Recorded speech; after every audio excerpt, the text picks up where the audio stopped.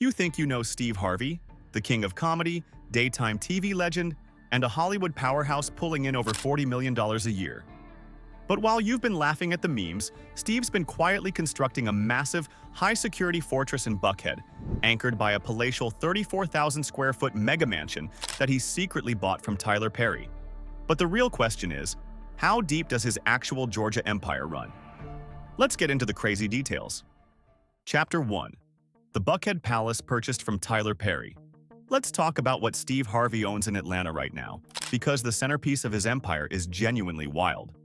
We're looking at a palatial French provincial-style mega mansion located at 4110 Paces Ferry Road in Buckhead, one of Atlanta's most exclusive neighborhoods.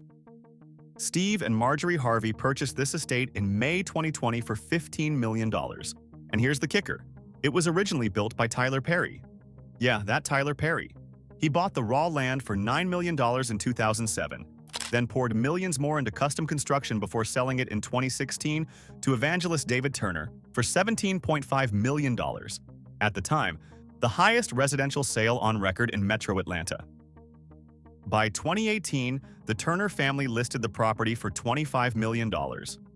Then $21 million in 2019. Then COVID hit, and Steve swooped in during the early pandemic chaos and negotiated the price down to $15 million. The Turners took a $2.5 million loss because they were motivated to relocate fast. Since Steve bought it, the property's appreciated alongside the broader luxury market, with current valuations sitting around $21 million. So Steve already made $6 million on paper just by timing the market perfectly. But the mansion itself? That's where it gets insane. The estate spans 34,688 square feet, frequently cited as 35,000 square feet, along the scenic banks of the Chattahoochee River. 7 grand bedrooms, 14 bathrooms, 17 acres of manicured grounds, and features that sound like they belong in a resort, not a house. The grand entrance presents a limestone facade with a massive motor court.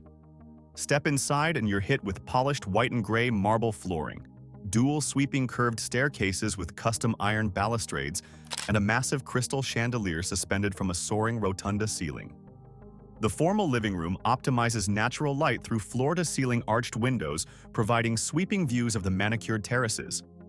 There's a second, slightly more informal living room, serving as a central family gathering space with plush velvet seating and detailed crown moldings. Then there's the 2-story library, one of the most famous rooms in the estate. Dark-stained mahogany woodwork, custom built-in bookshelves wrapping both floors, a private spiral staircase connecting the upper mezzanine, and a striking zebra print floor covering adding modern luxury to classic architecture. The primary kitchen is completely wrapped in detailed wooden cabinetry, housing professional-grade chef's appliances, a double-width central prep island, and an integrated casual hearth room featuring a custom-carved stone fireplace. Formal meals get served in a separate banquet-sized dining room sitting directly off the main foyer. For private business, Steve uses a secluded executive study finished with rich wood paneling, heavy drapery, and a classic fireplace. Nearby sits a fully outfitted game room designed for high-end leisure and entertaining. But the real flex? The subterranean level. The lower floor is structured as a comprehensive commercial-grade wellness and entertainment retreat. There's a private home cinema designed with vaulted cathedral-style ceilings and an attached lounge comfortably seating 18 guests. The wellness wing features a fully equipped indoor spa decorated with a medieval design theme, a standalone deep-soaking clawfoot tub, a steam room, a traditional wooden sauna, a state-of-the-art gym, and an indoor resistance pool. And then there's the underground ballroom. One of the most architecturally unique elements is a massive, fully underground ballroom situated directly beneath the outdoor tennis courts. This subterranean event space is entirely self-sufficient with a professional catering kitchen and independent guest restrooms, allowing the Harveys to host large-scale high-society events without disrupting the main home's privacy. The exterior grounds feature layered stone landscaping, manicured formal gardens, and an expansive paved veranda overlooking a massive 70,000-gallon infinity-edge swimming pool and a dramatic stone waterfall. There's also a private runway built specifically for operating radio-controlled scale planes. a unique recreational feature constructed during Tyler Perry's tenure. For security, the entire 17-acre compound is protected by presidential-level systems, including a dedicated guardhouse at the primary entrance, continuous thermal surveillance, and complete off-grid operational capabilities, supported by an industrial-scale backup generator. Steve Harvey bought a $25 million estate for $15 million. It's now worth $21 million, and it includes an underground ballroom and a runway for RC planes. That's not just luxury, that's strategic wealth building. But the Buckhead mansion is just the flagship. Before Steve moved there, he spent a decade building equity in another Atlanta estate that's about to make him over $1 million in profit.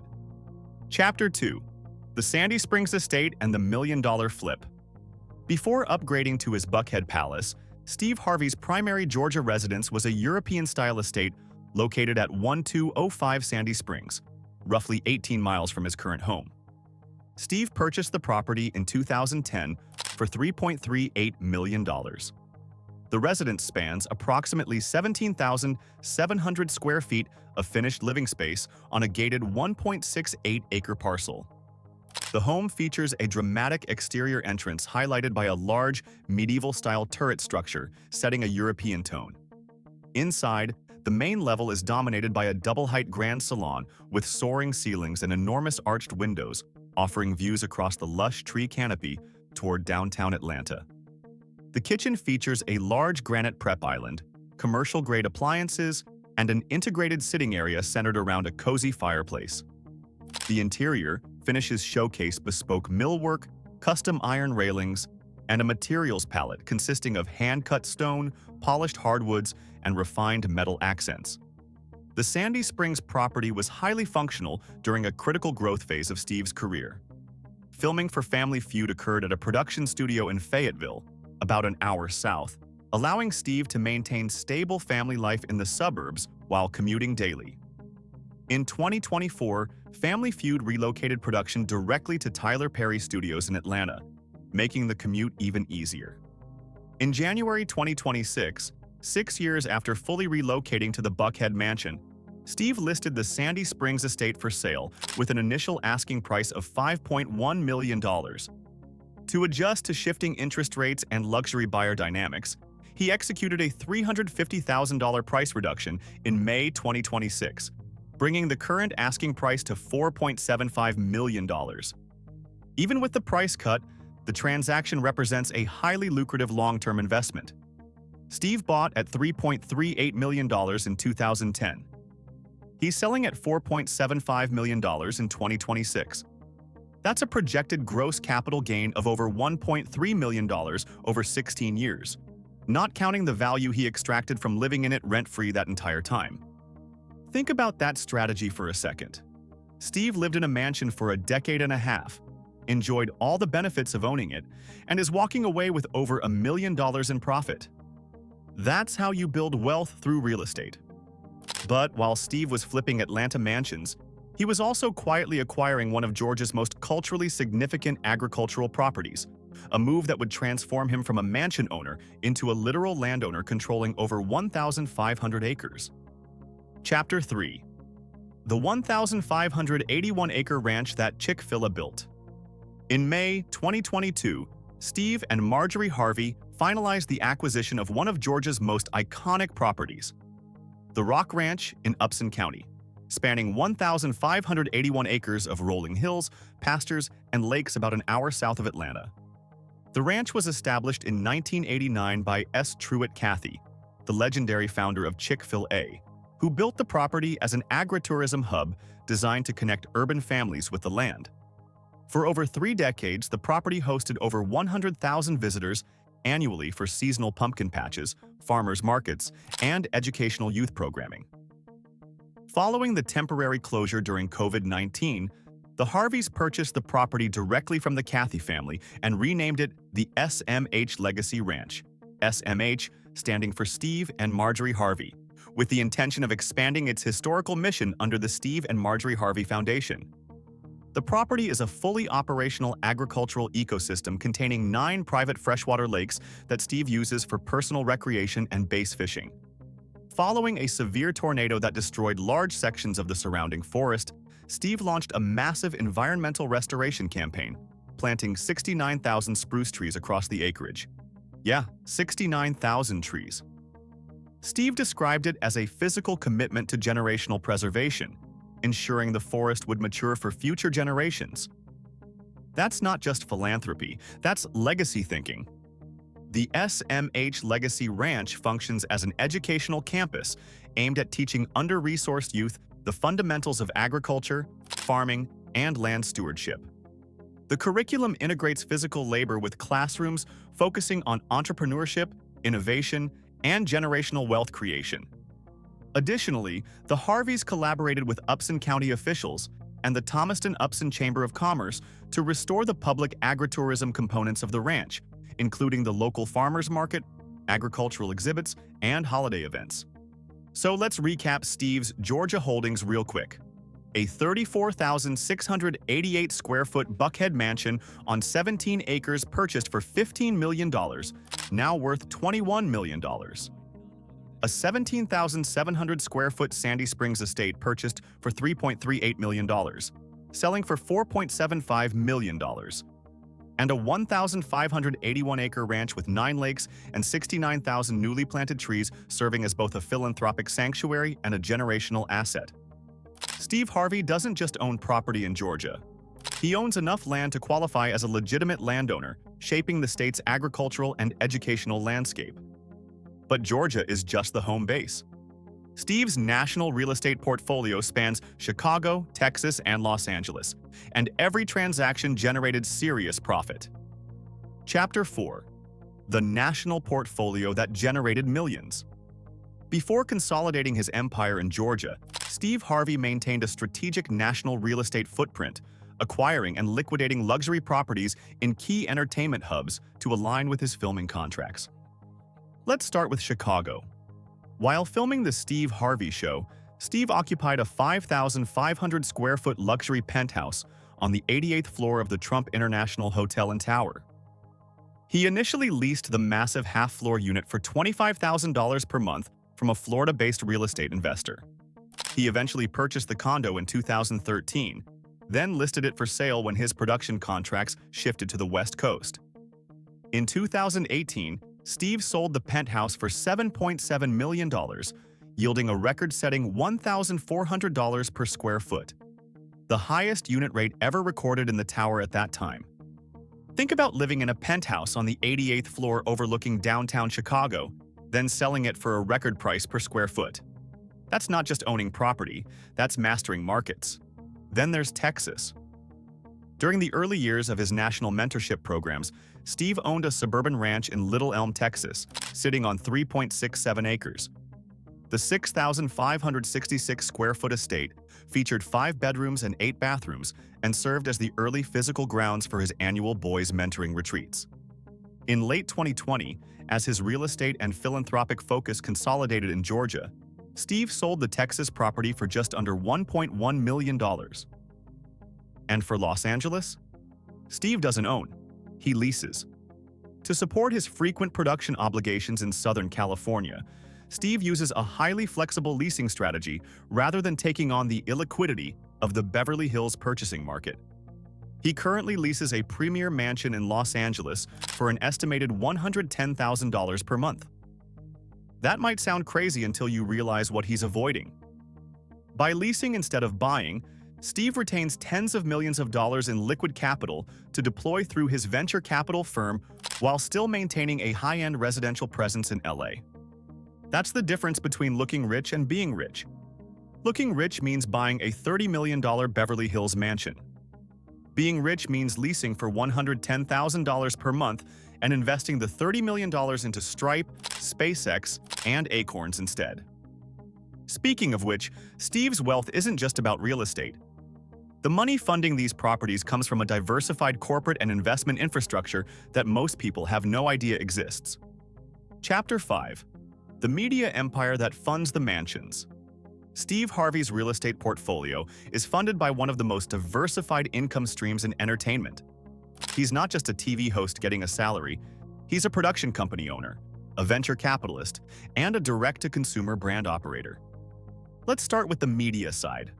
Steve remains one of the highest-paid individuals in syndicated broadcasting, generating an estimated $45 million annually from his core media contracts.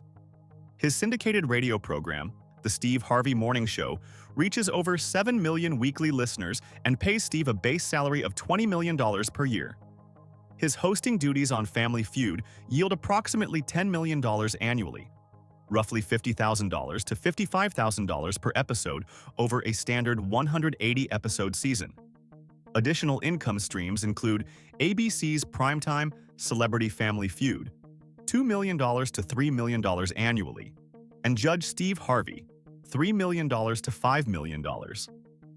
But here's where it gets smart. Steve doesn't just host shows as a contractor. In 2017, he consolidated his business ventures under Steve Harvey Global, SHG. Under that umbrella sits East 112, his in-house production company. Rather than simply hosting, East 112 co-produces his content and holds the international licensing and format rights to the Family Feud franchise, including highly lucrative localized editions across Africa and Europe. This production ownership model generates substantial recurring revenue. East 112 is valued at an estimated $50 million, of which Steve owns a controlling 75% stake, worth $37.5 million. So Steve's not just earning salary, he's earning ownership equity in the formats themselves. Every international version of Family Feud that airs, Steve gets paid. And then there's Harvey Ventures, Steve's private investment firm where he acts as an active venture capitalist, allocating approximately 51% of his overall investment portfolio into high-growth startup equity. His portfolio includes early-stage investments in Stripe, the $74 billion fintech payment processing giant, Acorns, the $1.9 billion micro-investing app, SpaceX, Elon Musk's multi-billion-dollar aerospace company, BlockCap, a Bitcoin mining and blockchain infrastructure firm, and positions in Coinbase, Airbnb, Lyft, DD Global, SoFi, and Wish. Steve Harvey is investing in the companies shaping the future of finance, transportation, and technology. That's not celebrity wealth. That's sophisticated institutional-level investing. But Steve's smartest recent move? Launching a direct-to-consumer health brand that generated $7.6 million in sales in its first month. Chapter 6. The $7.6 million first-month wellness brand.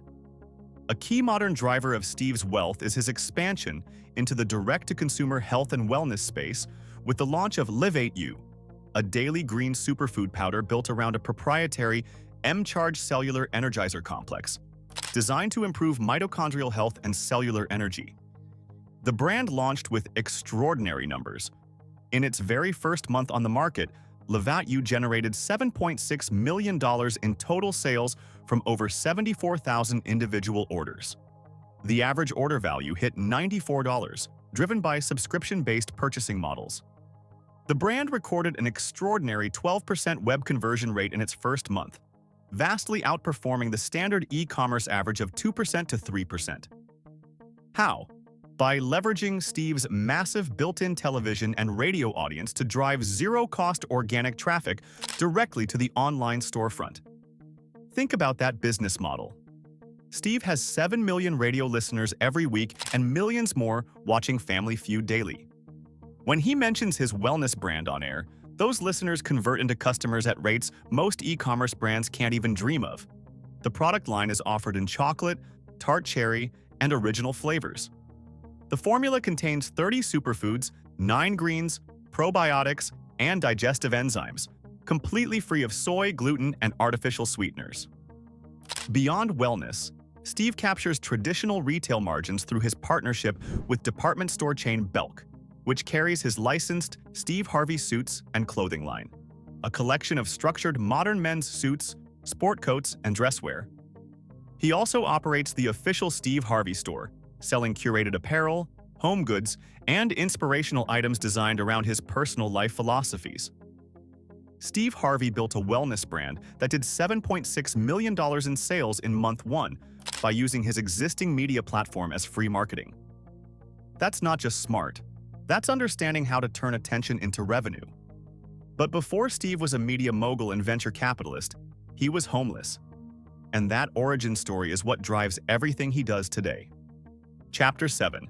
From Homeless to $200 Million. Steve Harvey was born on January 17, 1957, in Welch, West Virginia, to Jesse Harvey, a coal miner earning a modest $5 a day, and Eloise Vera. The family eventually relocated to East 112th Street in Cleveland, Ohio, a street officially renamed Steve Harvey Way in 2015 to honor his achievements. As a child, Steve struggled with a severe stutter that made verbal communication difficult. When his sixth-grade teacher ridiculed his written dream of one day appearing on television, Steve was deeply affected. He eventually overcame the speech impediment with help from a local deli counterman who taught him to mentally rehearse his words 3 times and speak strictly on the exhale. Decades later, after achieving his television dream, Steve began a tradition of sending his former 6th-grade teacher a new television every Christmas to reinforce his success. That's not pettiness. That's poetic justice. After flunking out of Kent State University in the late 1970s, Steve struggled to find his footing, working as an auto worker, mailman, carpet cleaner, and insurance salesman. On October 8, 1985, he performed stand-up comedy for the first time at Hilarity's Comedy Club in Cleveland, Ohio. Deciding to pursue comedy full-time, Steve faced immediate financial ruin, leading to 3 consecutive years of homelessness. He lived out of his 1985 Ford Tempo, keeping a cooler in the trunk for food and showering at gas stations, highway rest stops, and public swimming pools.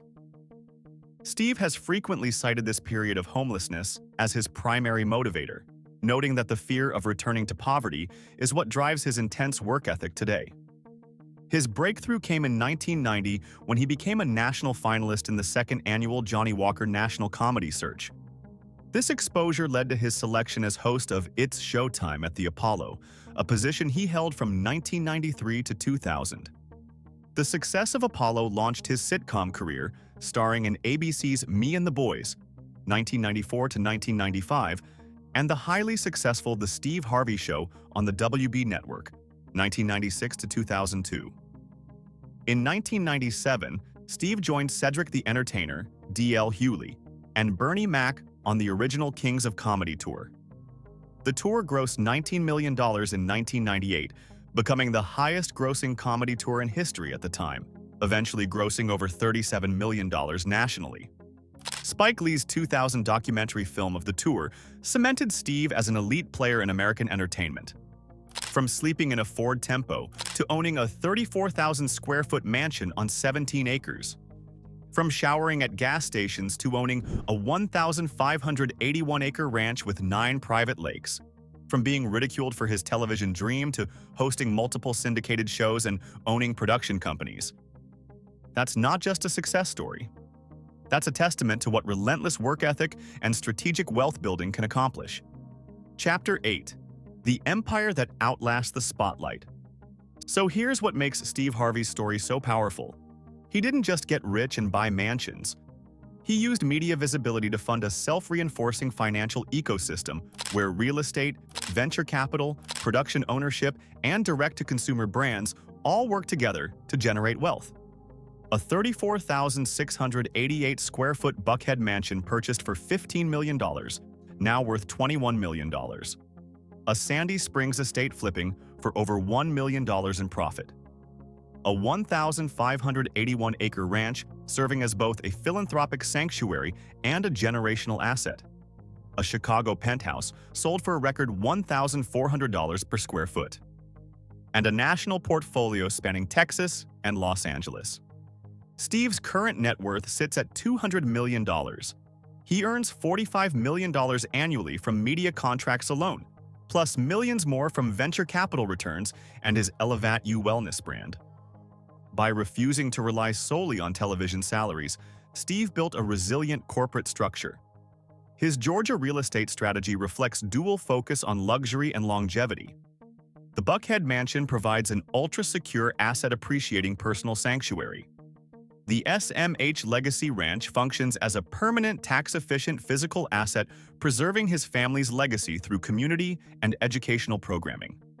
Supported by a venture capital portfolio containing stakes in Stripe, SpaceX, and Acorns, and a highly profitable direct-to-consumer health brand generating millions in its first month, Steve has converted temporary media attention into lasting multi-generational wealth.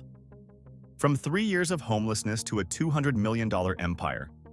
From a Ford Tempo to a 17-acre estate with an underground ballroom. From gas station showers to a 1,581-acre ranch where he's planting 69,000 trees for future generations. Steve Harvey didn't just escape poverty. He built a fortress ensuring he never goes back and ensuring his family never experiences what he went through. That's not just wealth, that's legacy. So what part of Steve Harvey's Georgia empire surprised you the most? The underground ballroom? The 1,581-acre ranch? The $7.6 million first-month wellness brand? Or the fact that he's planting 69,000 trees for future generations? Drop it in the comments below, and for more deep dives into how Black wealth gets built and sustained, subscribe to Black Status.